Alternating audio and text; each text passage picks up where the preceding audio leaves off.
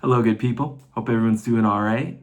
About a month ago, I was putting on my socks in preparation for going on a run when something really interesting happened to me.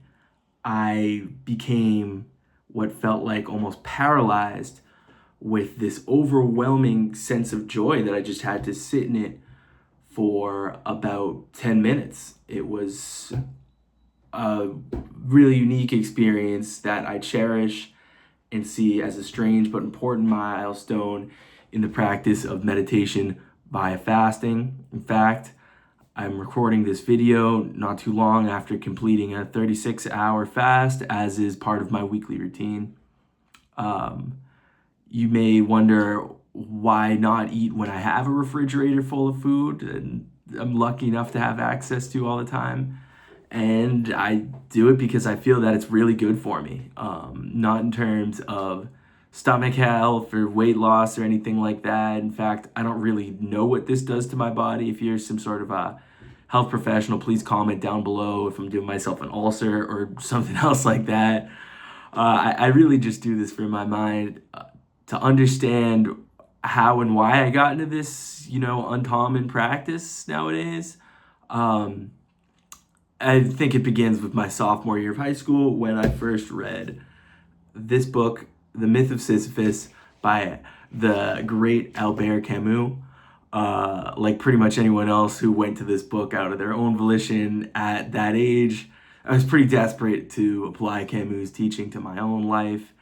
And I think I was really relatively successful. I finished the book, and Camus' thesis of life being absurd and that is divorced from any objective meaning and or purpose, and in response one should find fulfillment by embracing this meaningless struggle and finding joy within it. That really resonated with me.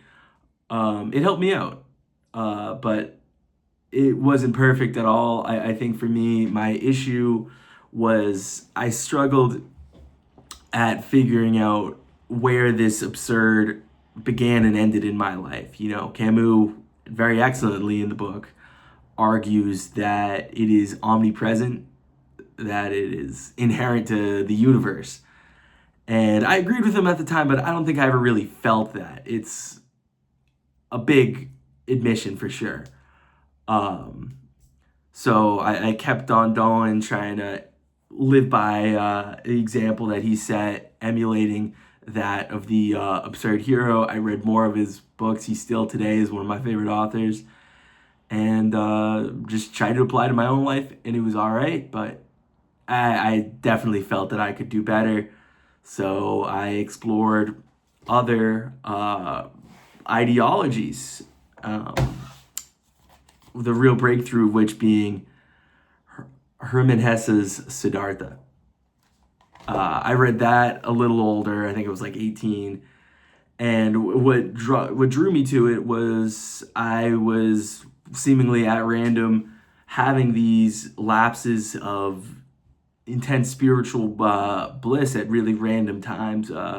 Most memorably from that era would be I took a nap once and woke up in just this like state of real understanding and bliss that was very foreign to me, and I wanted to get to the bottom of that. And eventually I found meditation very informally through just playing around with my own psychology, trying to get away from the task-based thinking that most people live in today, and doing a bit of research in the form of books. I really did like Hesse's retelling of the life of the Buddha, Siddhartha Gautama.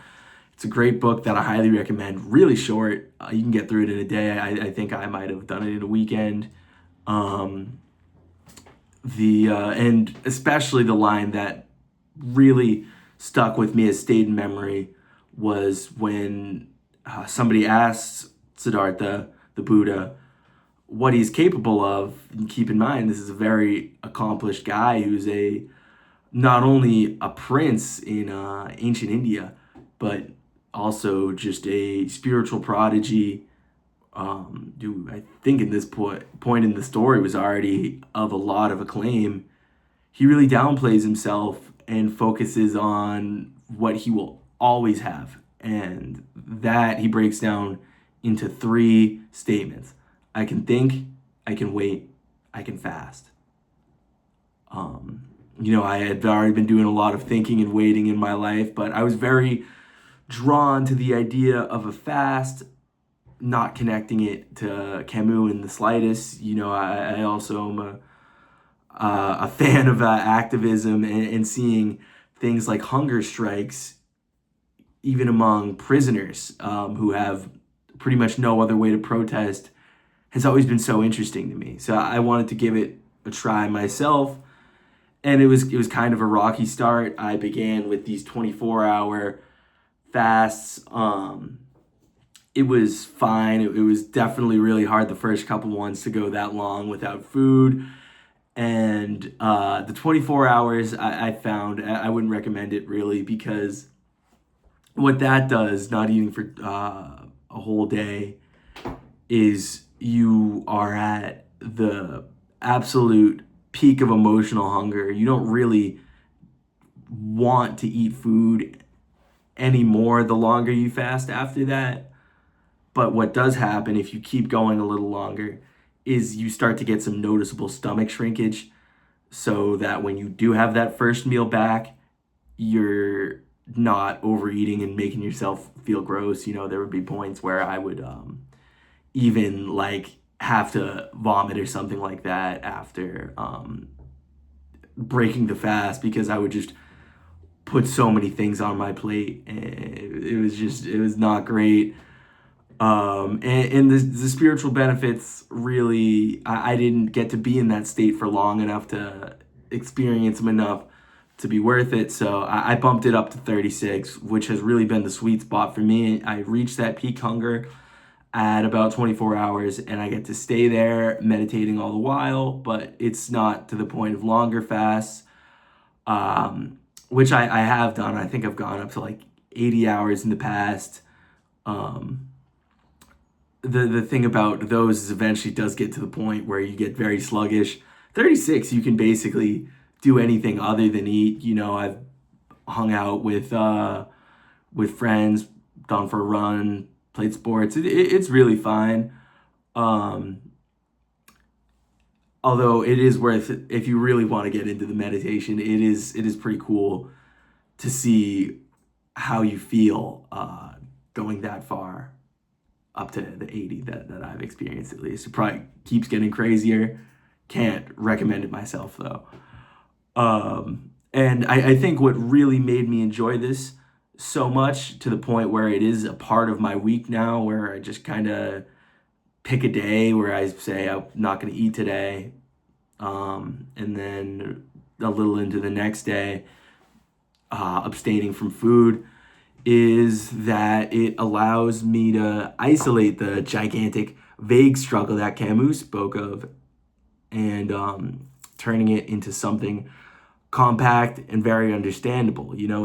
Hunger really is life's oldest enemy, so we're good at dealing with it, and we're used to dealing with it, and so that's why I think it's such an old form of meditation that you see across the world's religions. And I think the fact that I am routinely every week dealing with a struggle like this has allowed me to extrapolate it into the natural obstacles and ups and downs of life. It's really great, and it gives me a time to just meditate really hard. Now, I want to make the distinction that this doesn't exactly have to be fasting. A lot of people have some sort of condition, say diabetes, where it's a really bad idea to do this to yourself.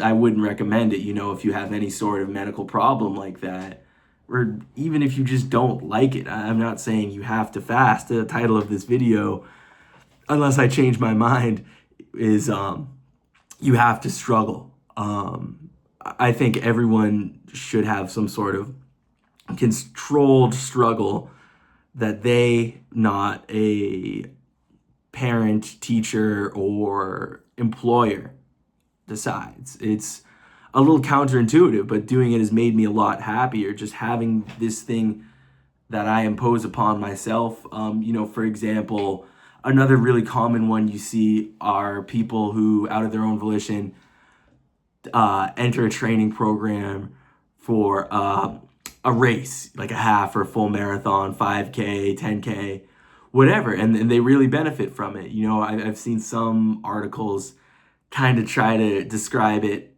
especially as a trend, as it grows more popular, as a quarter life crisis or something like that. I think it's a pretty good thing that a lot of people, they might hear about others, but, making that choice for themselves is usually good for them, that they just decide to push themselves instead of being pushed by the world or the people above them.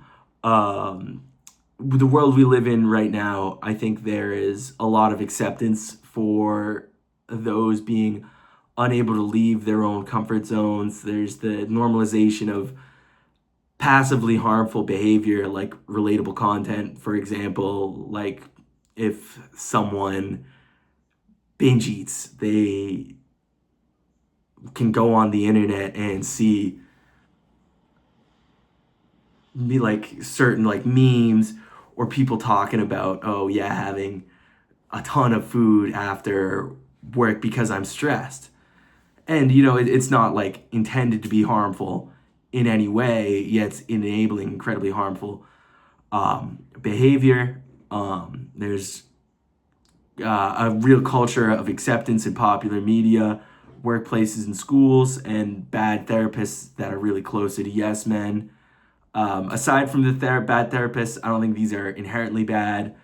Rather, I think that they are counterbalances to overly aspirational culture, people working themselves into the ground because they feel that they have to, and these counterbalances are being overused to the point where it's hurting people's happiness instead of helping it. I personally feel that if you live in your comfort zone for too long, suffering, whether that be external or internal, will find its way in, and you won't really be able to do anything about it. You haven't refined your spirit and your mind.